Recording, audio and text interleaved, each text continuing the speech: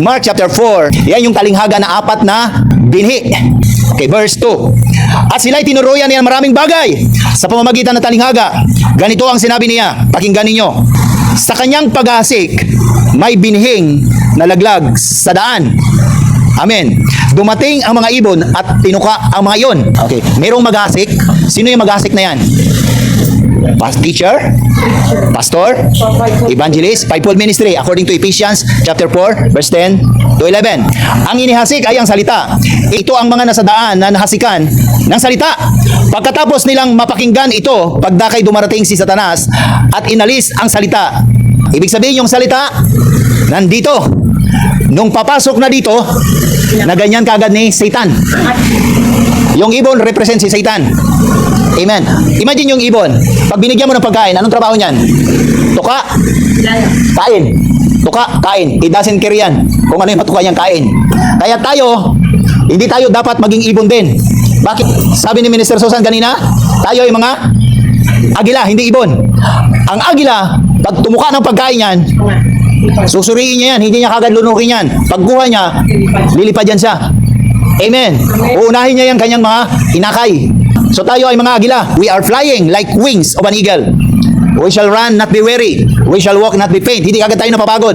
Amen. Kahit mainit, kayo dyan nakikinig, hindi kagad tayo mapapagod. Amen. Amen. Kung si Pastor pinapawisan, kayo din papawisan ngayon. Amen. Now, pag sinabing daan, yan yung madalas na nilalakaran, pabalik-balik. Okay, remember the word of God? Kung maalala niyo yung salita ng Panginoon, di ba? In the book of Matthew chapter 7, verse 13, narrow is the way. Yung laging dinadaanan, ibig sabihin, malapad na daan yan. Diba? At maraming nandyan. Ngayon, tanong, yung daan na yan, anong ibig sabihin yan, Pam? Be careful with this. Kasi naglipa na ito, ang dami nito sa paligid natin. Yung daan na yan, represent you. Represent the altar. Represent the people surround you. Tell me who your friends are, and I will tell you who you are. Kung ang kasama mo, laging marites ang pinag-uusapan, ano sa tingin mo ikaw? Marites din. Di ba? Pagtapos ng trabaho natin, pagdating ng Sabado, inuman tayo. Sige, yan ang kahulubilo mo. Sa tingin mo, maayaya kanila. Ngayon, hindi kanila maaya. Pero dahil sa pakisama at lagi mo sila nakikisama, anong mangyayari? Sige na nga, sige na nga. Diba? Kaya magtataka ka, yung puro plano, afterwards, may iba nang gumawa. Sino may faith? Mas may faith. Ikaw na puro plano? O yung iba na nag-take a chance? Ano yung una, Pam? Daan. Sila yung mga taong mga hindi naniniwalang may Diyos. Mga EPS. Kaya pag narinig sila ng salita, hindi yan maniniwala sa'yo. Sila yung karaniwang matatalino ba? Diba? Mga professor, mga scientist. Amen. Knowledge is good. Sila yung maraming knowledge pero walang foundation of truth. Malala nyo sa Hebrews chapter 10 verse 5. Nasusulat dyan. Huwag kayong magmukhang pera at nasiyahan na kayo. At masiyahan na kayo sa anumang nasa inyo. Sapagkat sinabi ng Diyos, hindi kita iiwan, ipababayaan. Promise ng Panginoon yan. Sa tingin nyo, bakit yung mga itees walang Diyos? May Diyos po yan. Hindi nga lang si Lord. The Bible says, Matthew chapter 6, verse 24, we cannot serve God between God and mammon. So ang Diyos nila, pera. Sa paanong paraan? Diba? They want to be the first. Ngayon, sino nang pinakamayaman? That's why yung mundong ito, ginagamit din sila. Not to advance the kingdom of God, but to advance the kingdom of Satan. Sino pa yan? Yung mga nasa daan na yan. Sila yung mga Pharisee, mga Sadducee. Sabi ni John the Baptist, maghingi kayo ng tawad sa Panginoon. Anong ginagawa nila? Nakikinig ba sila? Hindi. Nakikinig sila pero yung salita dito lang, hindi tinutuon sa puso. Yang daan na yan, the moment na na-receive nilang salita, hanggang dito lang. Pag pumunta na dito, is nuts na. Bakit? Kasi yung isipan nila full of principle. In these last days, it is the battle of principle. Kailangan dyan ang tinatawag na compassionate love. Amen. Panahon natin ngayon, sino? Sino yung mga Pharisee, mga Sadducee? Matthew chapter 10 verse 7 to 8. For the kingdom of God is at hand. Heal the sick, cleanse the leper, even raise the dead. Ibig sabihin, you are performing supernatural. Sino yung maraming nalalaman sa ganito? They are knowledgeable, pero yung mga signs and wonder, di sila maniwala. Hindi daw totoo yung laying hands. Hindi daw totoo yung speaking tongues. Kaya di nila pinapractice. Na-imagine nyo ba kung sino? Marami hindi. Marami. Kaya yung ganitong sambahan, Pam, ihanda na natin yung sarili natin. Ibig kong sabihin, in the book of Matthew chapter 5, verse 11, verse 10, diba? Blessed are those who are persecuted. Buti nga, ganito lang yung persecution natin eh. Imagine nyo ba yung nangyayari sa ibang bansa? Grabe yung persecution nila. Amen, amen. Tinatali. Alam niyo nangyari doon sa Parsya ng Libya, hindi niya alam bakit siya dinala ng Panginoon doon. Pero nung napunta siya doon, nakita niya yung sitwasyon ng mga hidden Christian. Doon niya naramdaman yung totoong pananampalataya. Kaya ang sabi ng Panginoon sa kanya, sabi niya, umalis ka sa lugar na delikado. Sabi niya, pinapapunta mo ako sa lugar na delikado. Pero sinasabi ng Panginoon, yung delikadong lugar niya, yung lugar niya. Bakit? Kasi nakakahawa. Bakit? Maraming lukewarm Christian. Kung ang kasama mo lukewarm Christian, ano ikaw sa tingin mo? Lukewarm hindi. Pinapunta siya doon sa delikado. Dahil nung natutunan niya nang nagpunta siya doon, nakita niya yung mga Kristiyano doon, they are worshiping, walang instrument, their worship are pure. Na-persecute po siya hanggang to make the story short, nakulong po siya, binugbog siya. Ang dami niyang naranasan. During ng execution niya, grabe yung miracle na ginawa ng Panginoon. Yung mga judges doon, nagtakbuhan sila. Bakit? There is something undeniable experience na biglang may lumiwanag. Nung may lumiwanag, yung kanyang tanigala, nalabot, nawala. Lukewarm Christian ay delikado yan. Kilala nyo na. Yung sa daan. Ano yung una? Mga ETS. Mga naniniwalang walang Diyos. Ang Diyos ay pera. Puro money, positions. Di ba, di ba? Marami yan sa government natin. Amen. Makikita mo sa sambahan kapag araw ng malapit na ang eleksyon. Makikita mo sa crowd pag malapit na ang eleksyon. Lalo na ngayon. Di ba? Gagawin pa nila yan. Ganito pa. Ganyan. Tapos, ganyan. Tutuldukan natin ang kahirapan. Nung naupo sa pwesto, pahirap pala. Ay, hallelujah. Thank you, Jesus. Amen. Ang katwiran niya, kung kalooban ng Panginoon na manalo ako, mananalo ako. Wala akong ilalabas. Alam niyo kung pangilan siya? Pang-7. Very prophetic. Amen. Hallelujah. Oh, yan. Siya yung ano ng allowance. Amen. Intercede tayo for that man of God. Hindi naman siya perfectong leader.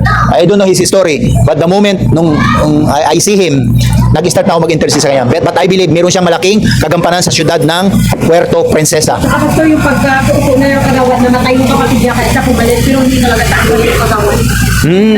That time. Hindi na lang sa ulit nag-eleksyon na nagpaan siya. Pero hindi siya hindi siya bumalik. Pumalit lang sa kapatid niya na namatay na noong time na yun. Okay, okay. Hallelujah.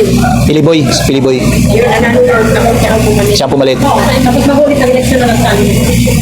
Di ba parang, ano yun, coincidence ko or, di ba? Dinadaanan ng Panginoon. Amen. Friends natin sila, kapatiran natin sila, bakit pinapangaral din lang salita ng Panginoon. Okay, there are some doctrine of demon na nakapasok sa sambahan. Kaya we need to filterize yung mga na-absorb natin na katuruan. Okay. Sino pa yung mga nasa daan? Mga casual church attendees. Walang conviction. Ibig sabihin, nasamba, kung mayroong busy ng linggo, hindi magsama. Walang conviction ng church. Kumbaga parang ang church parang ano lang, daanan lang. Amen. Gusto kong uupo ako. Amen. Walang responsibility. Amen. So yan yung mga nasa daan. Marami sila? Marami po yan. Sila yung mga taong walang church family. Amen. Ayaw nila ng obligation. Okay, sabi dito sa verse 5, may bihi namang nalaglag sa batuhan. Agad sumibol ang mga iyon sapagkat manipis lamang ang lupa doon. At malantak agad ang dumating ang araw. Verse 16, so ang iba na may tulad ng napasik sa kabatuhan. Narinig nilang salita, ito'y agad nilang tinanggap ng may galak. Ayan. Ngunit hindi naman ito tumino sa kanilang puso. Kaya't hindi sila nanatili pagdating ng kahirapan. Yan yung mga tao na kung saan pag may mabigat na pagsubok, saka mo maiisip na magsamba sa kakaluluhod. Iiyak. Kaya pag nakaparinig ka ng salita ni Pastor, salamat po Panginoon. Pag uwi ng bahay, nung naayos na ang problema, Lord, salamat sa blessing, wala na naman. Ibig sabihin yung salita, pumasok dito, tumubo ng konti, dahil hindi pounded yung, alam nyo na mabatuhan, di ba? Kunti ang lupa. Kaya umangat siya, nung dumating yung pagsubok, yung init ang araw, represent mga problems, mga trials, nalanta siya. Ang tawag po dyan, mga Kristiyanong, lukewarm. Sunod nyo po dyan. Mga batuhan, mga lukewarm. Kaya kung sa paligid nating lukewarm, magiging lukewarm ka rin. Hindi tayo lukewarm. Hallelujah. Sila yung tinatawag sa Revelation chapter 3 verse 14 to 22 na mga Laodicean church, mga lukewarm church. Sala sa init, sala sa lamig. Walang obligation sa church. Lahat tayo, lahat. Okay, declare with me, I have obligation. Kahit wala ako sa worship team, kahit hindi ako tumatayo dito, we have obligation. Ano yung tinuturo ni Pastor? Isang kaluluwa lang. Hanapin niyo yung kaluluwa na pag nananalangin ka, lumuluha ka. Sino yan, Pam? Kung wala, hindi mo pa magagampanan yung pagiging leader. Dahil ang leader, meron yan, tinutumbok. Amen. Pag nakita nyo may mga family tayo na wala nandito pa, samahan nyo si Pastor umiyak. Amen. Dahil I know it. Kapag nabakantay yung upuan, I know may trials na inaharap yan. Diba, diba? Pag walang bagabag sa puso natin, ay wala yung family natin dito. Saan kayo family natin dito, ha? Amen. Kung wala yan, hindi mo nararamdaman. Where is our compassion from? Amen. Alam niyo yung bakit ang Panginoon nananalangin in the wilderness? Iniiwan niya yung kanyang mga disciple? Because He carried the burden. Kahit yung kanyang mga disciple, kinikiri yung burden. Kasi kahit yung mga disciple niya, laging sinasabi, Panginoon, Panginoon, kung maghari ka na, sino ang uupo sa iyong pwesto, sa kanan mo, sa kaliwa? Anong iniisip nila? Posisyon. Anong iniisip nila? Kung ano yung makukuha nila? Isipin nyo kung ano yung mabibigay nyo. Don't you even know, every time naluluhod ka, mag-i-intercede ka, binibigay mo yan sa Panginoon. Ini-intercede mo yan sa iba. Amen. How much more tayo dito sama-sama? So, pangatlo, sa dawagan. Verse 7. May mga binhi man nalaglag sa dawagan. Lumago ang mga dawag at ininis. Kaya hindi nakapamunga. So, ibig sabihin, na-receive niya yung salita, pinasok dito, nanatili dito, namunga, nakurap. Bakit? Not founded with the word. Tama yun, not founded by the word. Amen. Yung mga tinik na yan, yan yung mga tinatawag na mga tukso. Diba? Taga-jaum ako. Tapos, paglabas mo, Monday to Saturday, iba yung mga family na nasa paligid mo. Ibig sabihin, instead na ikaw yung maka-influensya sa kanila, ikaw yung na-influensyahan nila. Amen. May mga bagay, may mga family na pag sa tingin mo hindi mo kayang iwin, huwag ka munang lapit. Ang gagawin mo, yung ginagawa ng Panginoon, ginagawa ng mga disciple, ipanalangin mo muna. Amen. Pag ready ka na, Lord, ito yung salita mo po, Panginoon, na isi-share ko sa Kanya. Iwin mo na siya. Kasi either we like it or not, si Satan, like a roaring lion, ibig sabihin, si Satanas, intention sa sayo na kunin yung pananampalataya mo. Hindi problema dito yung joy. Hindi problema dito yung peace. Hindi problema dito yung love. Ang problema, bakit nawala yung love and compassion, nawala yung joy, nawala yung peace? Merong salita na nawala. Naintindihan, Pam? Amen. Merong salita na nawala. Balik tayo sa salita. Abide in Lord. Manatili kayo sa aking salita. Lord, bakit parang nawawala yung kasiyahan ko sa pagsamba?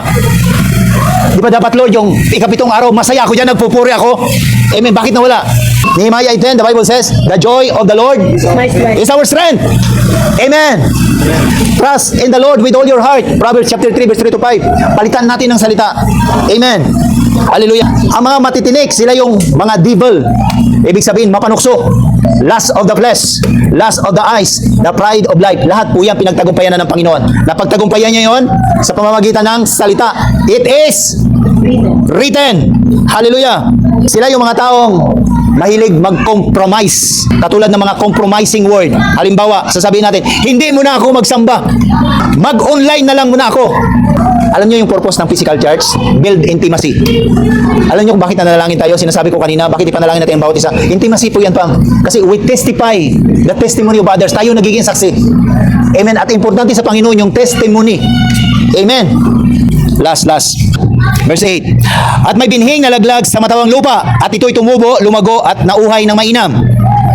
May uhay, o may bunga na 30, 6 na po, at 100 na po. 30, 60, 100. Amen. Mayroong nasa good soil, pero yung iba, namunga ng 30, 60, at 100. Pastor, I will give my life as a living sacrifice, 100. Pag nananalangin ka, sino yung iniiyak mo sa Panginoon? Baka wala pa isa. 100 pa kaya? Practice for one soul. One soul is enough. Kasi sa isang kaluluwa na yan, yan ka ititrain ng Panginoon. Alam niyo kung bakit si Abraham ibinigay si Isaac? Ilang years? Maraming taon bago ibinigay. Sa tingin niyo bakit, Pam? Any idea, Pam? Before tayo magtapos?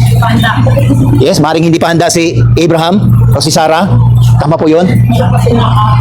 Pinatagal yung time bago ibigay si Isaac para yung value ni Isaac tumaas. Kasi merong gagawin ng Panginoon. Alam niyo yung istorya, di ba? Kukunin ng Panginoon si Isaac. Amen. Pinataas yung time. Kasi kung ibinigay si Isaac, pag nung bata pa si Abraham, baka sabihin ni Abraham, okay lang ito ibigay, mga anak pa naman si Sarah, kasi bata pa. Marami pa sa loob. Marami pa sa loob. Diba? Pinataas yung value ni Isaac para nung time nang kukunin na ng Panginoon, itetest na si Abraham. Masakit hindi? Okay. Lord, ang tagal naming hiningi. Tapos ngayon kukunin mo rin. Kasi yung buhay ni Abraham, buhay ni Isaac is a foreshadowing the life of Jesus. Amen. Si Isaac represent ng Panginoong Hesus. Si Abraham represent ng Abba Father. Ngayon, mapipicture out nyo kung ano yung sakripisyo ng Ama nung nakikita niyang nahihirapan ang kanyang anak. Amen. Kaya hindi ibig sabihin nahihirapan ka, kaya hindi ibig sabihin hindi natin napupuno yung mga upuan na yan. I know it, I value it. Amen. Kasi anuhin natin ng marami tapos sa isang iglap, wala na. Nung dumating lang yung tag-init, dumating lang yung mga nawala na. Mas maigi yung ganito, maitrain kayo physically, spiritually. And yet lahat tayo, masaya tayo pag mayroong umaangat. Oy, salamat po Panginoong may negosyo. Anong declare natin? I am the next in line. Habang nagiging masaya ka sa victory ng iba, lumalago yung iba. Ikaw, nagiging blessing sa kanila. Anong ginagawa sa'yo ng Panginoon? Nag-iipon ka lang. Okay, declare with me. Mula ngayon, mag-iipon ako. Tingnan nyo yung group chat natin. Nandiyan ang Puerto Princesa, 100 plus na tayo doon. Pwede bang isama nyo yun sa panalangin? Lamor ka nakakaranas ng challenge. Mindset natin.